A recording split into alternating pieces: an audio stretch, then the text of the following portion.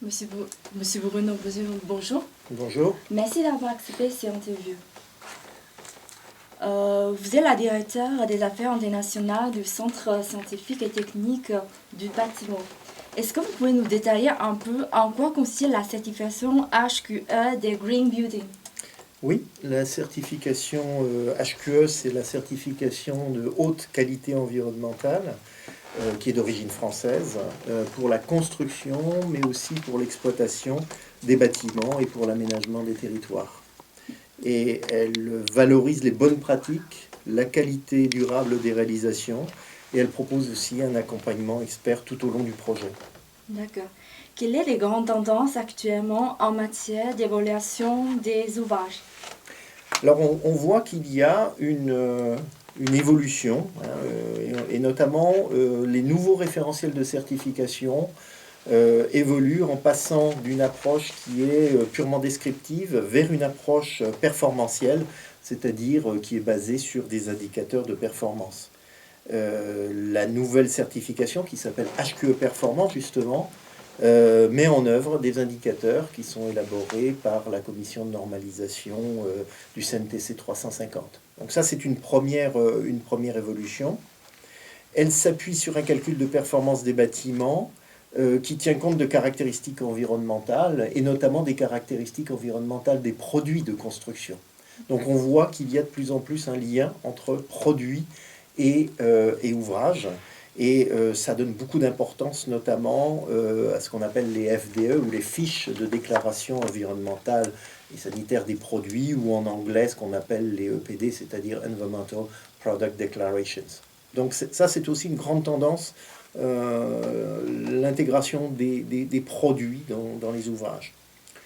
Et pendant longtemps, la thématique principale de ces certifications, ça a été l'énergie, la thématique de l'énergie, la thématique aussi de la réduction des gaz à effet de serre. Et maintenant, on voit qu'il y a une montée en puissance d'autres thématiques telles que la gestion de l'eau, la gestion des ressources, la gestion des déchets, mais aussi le confort et la santé. D'autres thématiques comme la biodiversité et plus récemment encore la performance économique, qui deviennent des thématiques de plus en plus importantes. Merci. Et d'après vous, quelle est la valeur d'une certification internationale? Alors, ces certifications, et en premier lieu la certification HQE, portaient sur les aspects environnementaux. Hein, c'est pour ça qu'on parlait d'ailleurs de certification de green building. On a élargi ces thématiques à des thématiques du développement durable, hein, et c'est pour ça qu'on parle maintenant de certification de bâtiments durables ou de bâtiments responsables. Donc l'aspect économique est devenu un aspect aussi important que l'aspect environnemental ou humain. De nombreuses études récentes portent sur ce que l'on appelle la valeur verte ou la valeur de l'immobilier durable. Et des études récentes, notamment celles que nous avons menées au sein de l'association SB Alliance et avec la Caisse des dépôts, ont montré que les bâtiments durables ou les green buildings sont souvent des bâtiments plus sains et qui génèrent une valeur financière, notamment en permettant une meilleure productivité. C'est vrai dans les bâtiments de bureaux, par exemple, ou plus de confort aussi, un environnement plus sain qui est très important aussi dans les écoles, dans les universités. Les certifications de ces bâtiments, maintenant, s'intéressent donc de plus en plus à la performance financière qui est associée à la performance environnementale des bâtiments. Et quel type d'ouvrage cette certification concerne-t-elle? Alors aujourd'hui, cette certification concerne quasiment tous les ouvrages. Alors à l'origine, c'était les bâtiments, d'abord les bâtiments, à la fois les bâtiments tertiaires, mais aussi les bâtiments résidentiels, des infrastructures aussi, des infrastructures sportives, des écoles, des bâtiments immobiliers, mais aussi d'autres types d'infrastructures routières notamment, mais aussi le milieu hospitalier. Ouais. Donc, avant tout des bâtiments. On a vu autre chose que des bâtiments, puisque j'ai cité des routes. Mais de plus en plus, nous passons de l'échelle bâtiment à l'échelle urbaine. C'est-à-dire que la certification HQE aujourd'hui vise l'aménagement, l'aménagement urbain.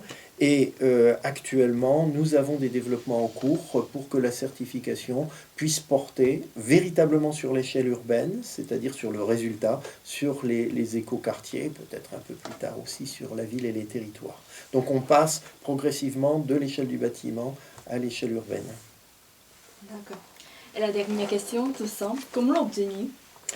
Eh bien, la certification HQE est délivrée par une filiale du CSTB pour ce qui concerne les bâtiments tertiaires, qui s'appelle Certivea et qui la délivre en France.